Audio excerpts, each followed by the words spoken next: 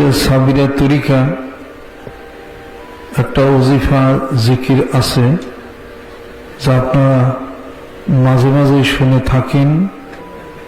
অন্যান্য তরিকাগুলি আছে যা এক একটা তরিকার নিয়ম পদ্ধতি এক এক রকম, তবে জিকিরটা একই। চিশতিয়া সাবিরা তরিকা সুবহানাল্লাহ, আলহামদুলিল্লাহ, আল্লাহু আকবার, লা ইলাহা ইল্লাল্লাহ, যা অন্যান্য সব তরিকাও তাই। তবে জিকির করার পদ্ধতির মধ্যে হলো পার্থক্য আছে, একটু বিভিন্নতা আছে।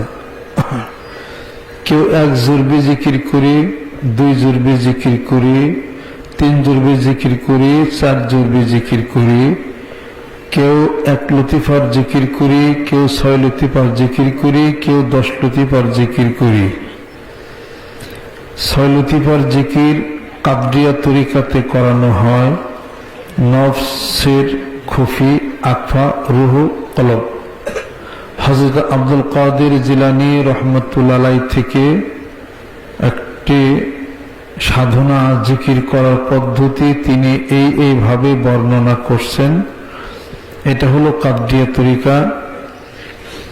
আর মুজাদ্দিদিয়া তরিকায় 10 লতিফার জিকির করা হয়।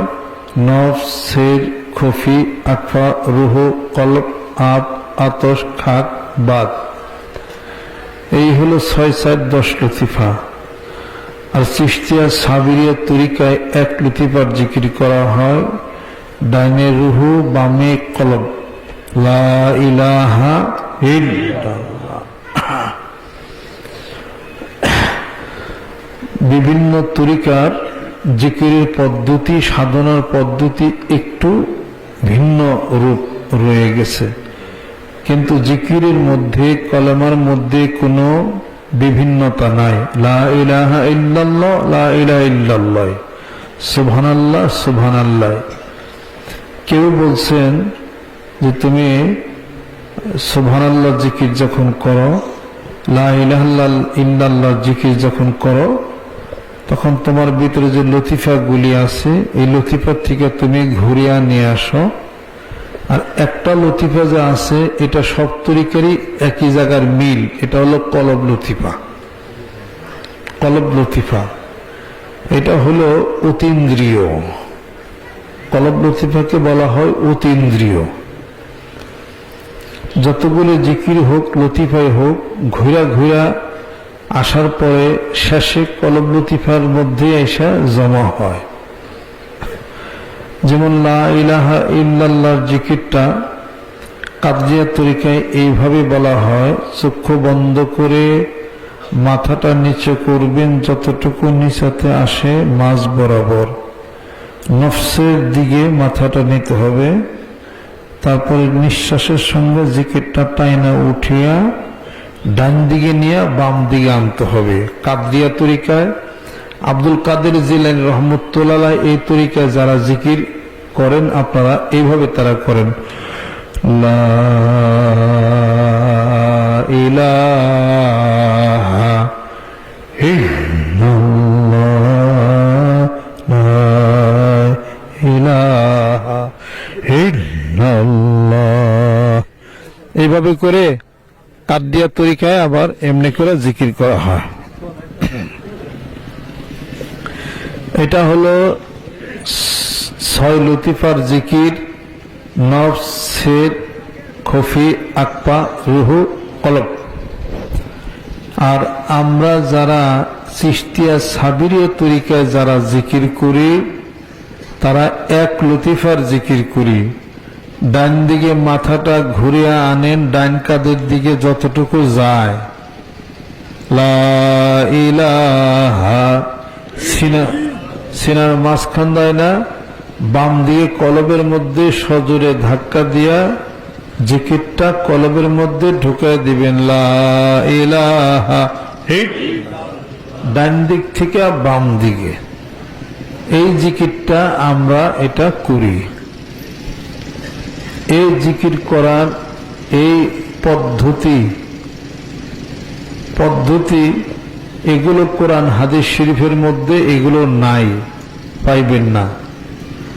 কোরআন হাদিস শরীফের মধ্যে পাবেন হাদিস শরীফের, কোরআন শরীফের হাদিস শরীফের মধ্যে পাবেন কলবের কথা, কলবের কথা পাবেন, রুহের কথা পাবেন, নফসের কথা পাবেন, নফসে মুতমাইন্না, নফসে আম্মারা কোরআন শরীফের মধ্যে পাবেন।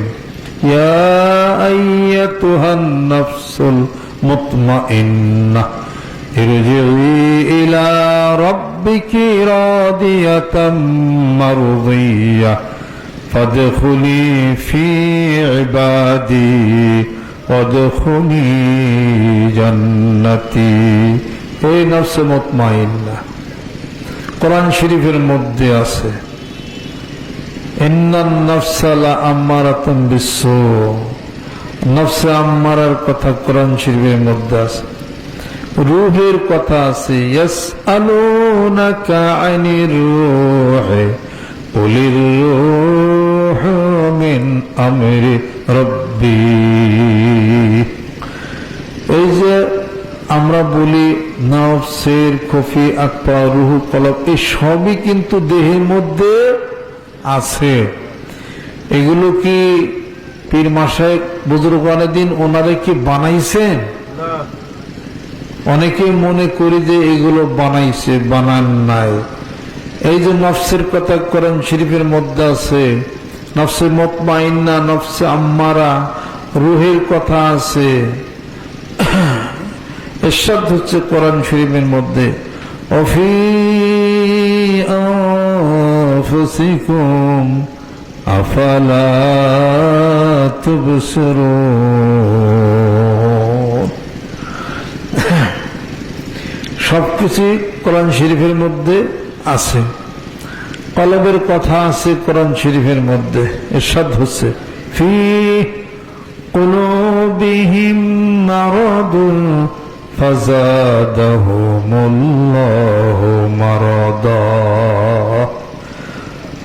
দুনিয়ার কিছু মানুষ আছে যাদের কলবের মধ্যে, অন্তরের মধ্যে রোগ ব্যাধি হয়ে গেছে, তারা ব্যাধির চিকিৎসা করে না। ফাযাদাহুমুল্লাহু মারাদা, আল্লাহ পাক তাদের রোগকে, ব্যাধিকে আরো বেশি গুণে বাড়াইয়া দিচ্ছেন। ইরশাদ হচ্ছে অন্যত্র, আলা বিযিকরিল্লাহি তাতমাইন্নুল কুলুব। আল্লাহ পাক বলেন যে সাবধান হয়ে যাও, আমি আল্লাহর জিকিরে তোমাদের অন্তর প্রশান্তময় হবে। জোরে কোন সুবহানাল্লাহ। কলবের কথা কোরআন শরীফের মধ্যে আছে না নাই? হাদিস শরীফের মধ্যে আছে না নাই? পীর সাহেবরা কি বলেন? হাদিস শরীফে আল্লাহর নবী সাল্লাল্লাহু আলাইহি সাল্লাম বলেন, ইরশাদ হচ্ছে আল্লাহর নবী সাল্লাল্লাহু আলাইহি সাল্লাম বলেন, আলা ইন্না ফিল জাসাদে লামুদগাতান ইযা সালুহাত সালুহাল জাসাদু কুল্লুহু ওয়া ইযা ফাসাদাত ফাসাদাল জাসাদু কুল্লুহু আলা ওয়া হিয়াল কলব। আল্লাহর নবী বলতেছেন হাদিস শরীফের মধ্যে, সাবধান হয়ে যাও ও মানব গোষ্ঠী, তোমাদের দেহের মধ্যে এক খণ্ড গোশত আছে, যদি তা পরিশুদ্ধ হয়ে যায় সমস্ত শরীরে পরিশুদ্ধ হয়ে যাবে, আর যদি অপরিশুদ্ধ যদি হয়ে যায়, নাপাক যদি হয়ে যায়, সমস্ত শরীর অপরিশুদ্ধ হয়ে যাবে। সাবধান সাবধান হয়ে যাও, ওই গোশত খণ্ডের নাম হলো কলব। জোরে কোন সুবহানাল্লাহ। কলব আছে না নাই? কলব আছে। আল্লাহর জিকির যখন করেন, আল্লাহর জিকির যখন মানুষ যখন করে, এই জিকিরের সাথে একটা সম্পর্ক প্রতিষ্ঠিত হয়ে যায়। মানুষের চোখের সঙ্গে নয়, মানুষের মাথার সঙ্গে নয়, মানুষের পেটের সঙ্গে নয়, মানুষের পায়ের সঙ্গে নয়, কোথাও সাথে জিকিরের সম্পর্ক হতে পারে না। জিকিরের সম্পর্ক হয়ে থাকে মানব দেহের মধ্যে এক খণ্ড গোশত আছে যার নাম হলো কলব। ওই কলবের সাথে জোরে কোন সুবহানাল্লাহ। আল্লাহর জিকির যখন কলবের সাথে যখন সম্পর্কের সৃষ্টি করে দেওয়া হয়, ইজা যাকারাল্লাহ খানাসা ওয়া ইজা গাফালা ওয়াসওয়াসা।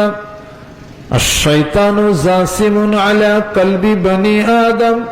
শয়তান আদম সন্তানের কলবের মধ্যে ঝাপটি মেরে বসে থাকে। হাদিস শরীফের মধ্যে আসছে, শয়তান সুর ঢুকাইয়া কলবের মধ্যে কুমন্ত্রণা দিতে থাকে। আল্লাহর জিকির যখন ওইখানে পড়ে, খানাসা শয়তান ভেগে যায়। জোরে কোন সুবহানাল্লাহ। ওয়াইজা গাফালা ওয়াসওয়াসা, মানুষ যখন জিকির থেকে বিরত যখন থাকে, শয়তান তখন তাকে ওয়াসওয়াসা দিতে থাকে। কাজে জিকির মানে হলো স্মরণ, জিকির মানে নামাজ, জিকির মানে কোরআন শরীফ তেলাওয়াত, জিকির মানে লা ইলাহা ইল্লাল্লাহ সুবহানাল্লাহ আলহামদুলিল্লাহ লা ইলাহা ইল্লাল্লাহ সুবহানাল্লাহি ওয়া বিহামদিহি সুবহানাল্লাহিল আযীম। এই সব কিছু মিলাইয়াই হইল জিকির। কাজেই স্মরণে হইলে মরণ, তার মরণে রয় না ব্যথা।